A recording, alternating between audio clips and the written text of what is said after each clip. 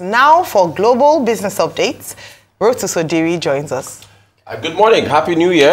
Dr. Ayo and Rufai, and of course to all our viewers out there. All our news is very China-based today. But we start in the Red Sea, of course, with oil prices rising as a result of the tensions. The latest, of course, is that Iran has sent a warship into the Red Sea. They are claiming that they want to patrol the area, but this is in response, of course, to the United States sinking, I think, about 3 Houthi boats, which, of course, that was a response to a distress call from vessels there. Maersk, we've been going back and forth on Maersk. They initially said they stopped. They are moving through the Red Sea. Then they said they would, return after assurances from the U.S. But after this latest attack, they've now halted moving through the Red Sea for about 48 hours so that they can review the situation there. So this is insecurity. Things are blowing up, and I'm saying blowing up. Excuse the pun. But there are worries now, and we are seeing oil prices rise to respond to that.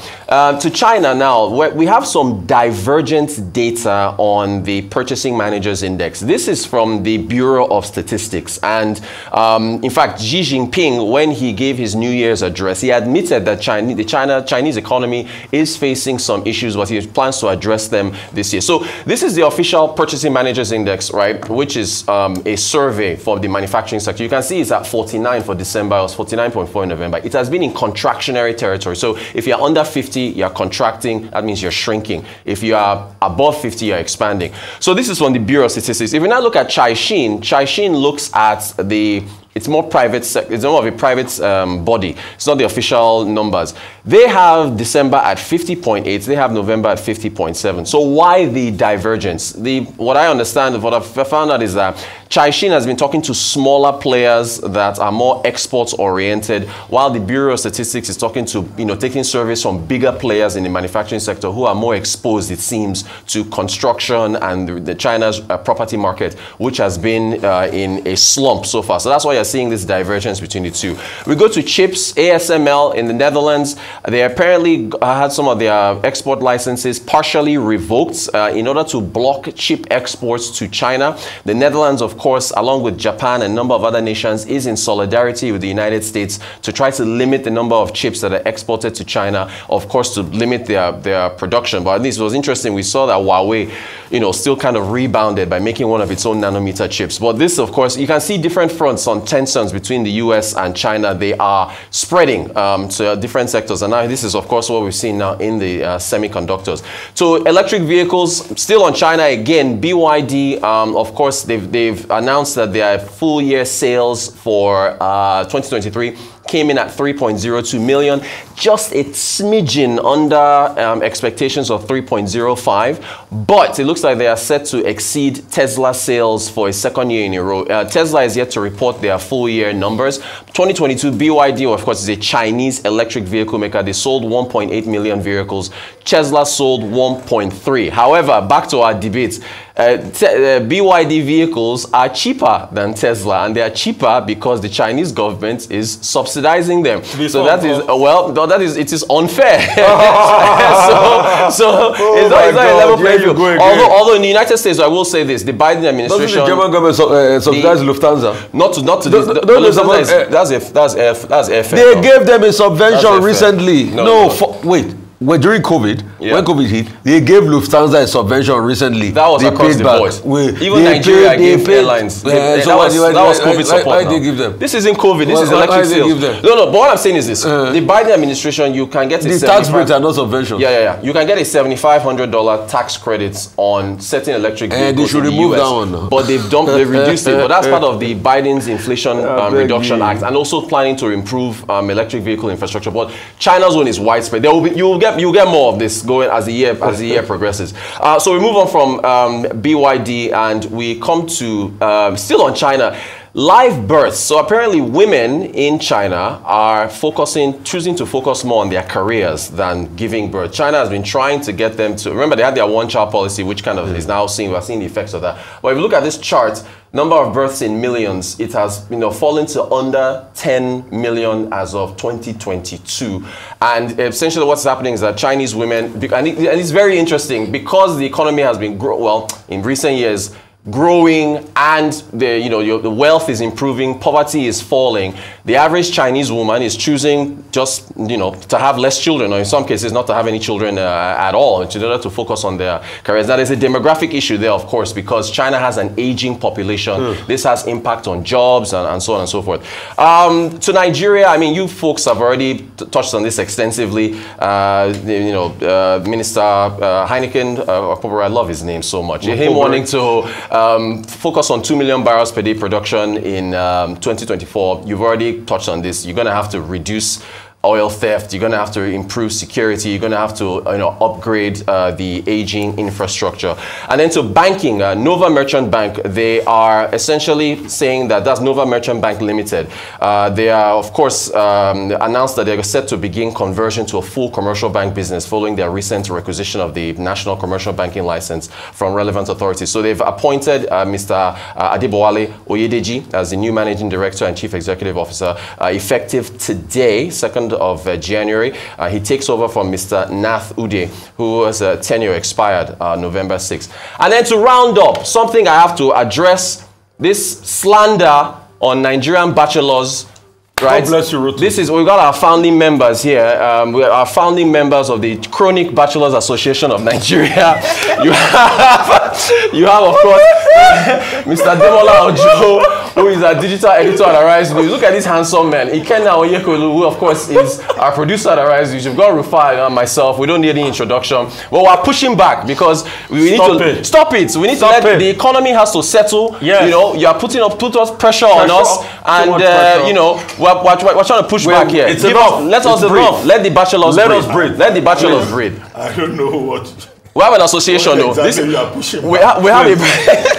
We have a press conference coming up soon. Rufai, a press conference coming up. I wanted to disturbing us. This is good. I wanted to comment on China, and I want to predict the future this morning. Electric cars or the birds? So I'll talk about electric. I mean, so for me, your electric car argument, Rotus, you know what you're doing. I mean, you're just being very Western.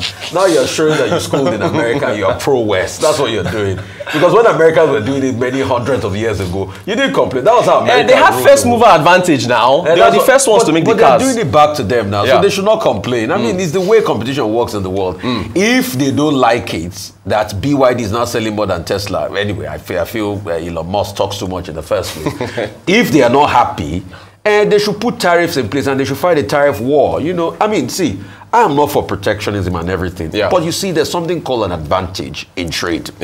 What's the advantage Arise has over other, what is it called, listeners? Talents. Talents. Arise knows how to get good talents. Oh yeah, and they pay the talent well. And they pay the talent well. Yes. Pure and simple. Yes. So it's just they want us to marry. So it's just like somebody now complaining that, why is it that all the talents and Arise? How did Arise secure somebody like Dr. Abati and all of that? A big fish like Ayo and all of that. The truth is, the risk you were not willing to take, Arise took it on the talent. Right. And they benchmark it. So that's just the conversation around BYD and Tesla. But the Nigerian government is not subsidizing Arise. Arise is not. You see what I'm saying? So let me not even make the argument for you. You are making this argument. I remember when Tesla started then.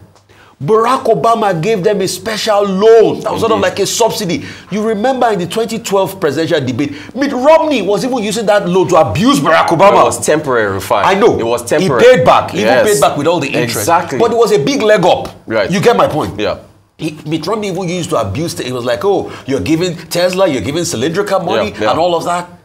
But you see, it kicked off that business, just like what Israel gave. So I know the argument. But what I want to predict the future on is, I think China will become like Japan. With the aging population, the aging population. Okay. That was how Japan did grow, and they have similar, what is it called? Demographics and business threshold. That was how Japan did grow for the first about 100 years with their own big business called the Zaibatsus. and they did grow immensely after the war, but they started to plateau in 1990. In fact, I remember Donald Trump's first attack then used to be on Japan, not China. He will take op-eds in newspaper, the New York Post and all of that, and write that, oh, Japan is going to take our lunch and all of that. But all of that growth plateaued in the 1990s. What was a key factor? Demographics started to change. Once you have better money, better economic conditions, women start to even become more aware of their rights. So they start to focus on their careers, so they are not, all giving birth and all of that. And that's why you are seeing that slump in the population. I mean, because for a population of over 1 billion, that's why you see India has even overtaken China, as regards population. So you are going to see that, and that's why, if in fact it's beginning to happen, there's beginning to be a lull in the growth in China. All right, so from the survey, very quickly, I mean, what's been identified is reduced overseas orders and also reduced demand. You're talking about PMI? Oh, no, yeah, PMI, okay, China's PMI. And I wanted to put that side by side by the recent announcements that, in terms of the growth projections for China, in terms of businesses, manufacturing industry in China, and post-COVID recovery, and how slow it has been based, against the expectations of the Chinese government. Now, looking at that, Thailand and China have said from March they were going to waive visas in both countries. And I thought that's quite important because this is what countries are looking at. I say this because it's a conversation we've had a number of times as to how to boost trade between the countries or on the continent of Africa. That perhaps there are lessons that can be learned from that. I mean, in the past it said that it seemed like Chinese had lost appetite, or Chinese people had lost appetite, in quote, for traveling to Thailand. And they are the second biggest investors in China, Thailand, aside from Malaysia. So in terms of that, I'm looking at the boost in tourism, the investment in the country, attracting Chinese personnel. I thought it was a great move by both parties to waive visas for March. What can we learn from that? We talk about travel on the African continent, the fact that it is one of the most difficult things. It's easier to travel to Europe or travel to even an Asian country than it is to travel across the continent. And so in pushing that narrative and leveraging, I keep talking about the African Free Trade Continental Agreement, we must look at visa waivers. Kenya did it late last year. Rwanda is jumping on that as well. Nigeria hasn't made announcements in that regard. It would be great to see what the foreign ministry has in terms of improving relationships and movements from Nigeria to other parts of the world. Well, let me run through some of the topics quickly. First, let's start with the Suez Canal and the Red Sea. Now, you'll recall that on December 19, the U.S., along with 20 other countries, had to launch what it called Operation Prosperity Guardian. When it became obvious that the Yemen-based Houthi militants were beginning to attack commercial vessels along that route. That route accounts for 12% of global trade, which means that crisis along the Suez Canal will have implications for global trade, the effect of which we are beginning to see. I'll come to that later.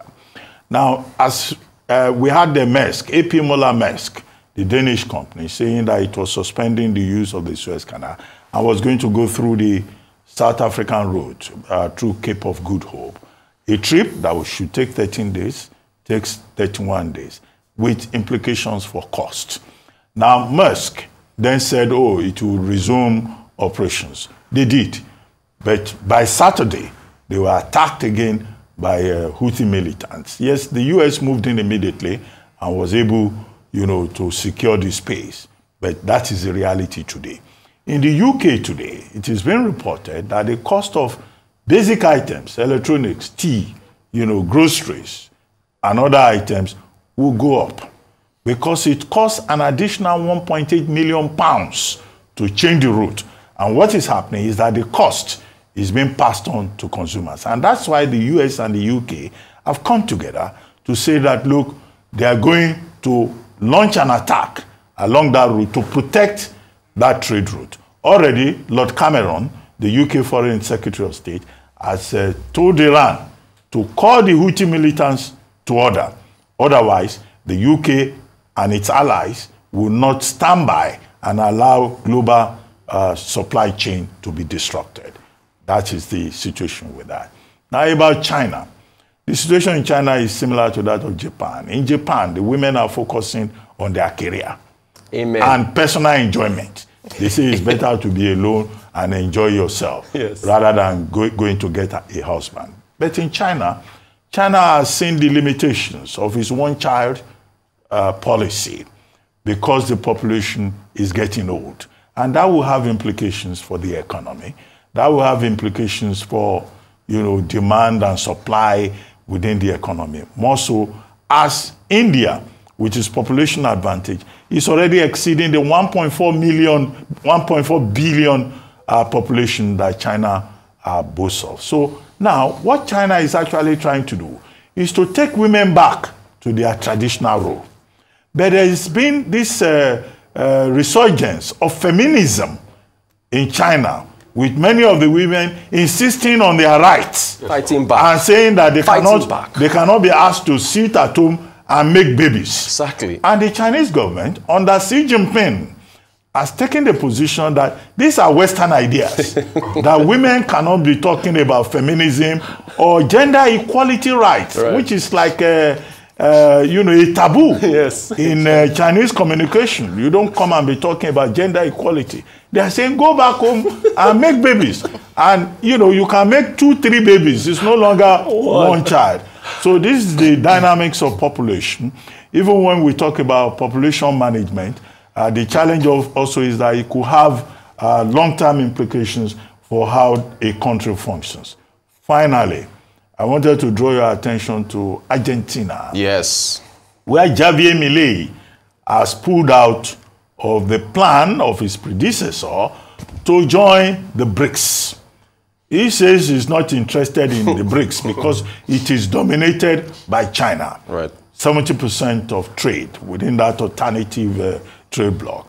And he has written on January 1, that was yesterday, all the companies involved, Brazil, Russia, India, South Africa, and China, to say, well, he has a different idea. But in any case, he's more pro-American, which is why he has decided to make his economy dollar-denominated and even to adopt the dollar, more or less as the official country. As for the electric vehicle competition, BYD, exceeding for the second year Tesla, and then you have Xiaomi coming forward with their own new car, with their SUP7, and other companies, in China involved in that race. Another company just launched another thing, by the weekend.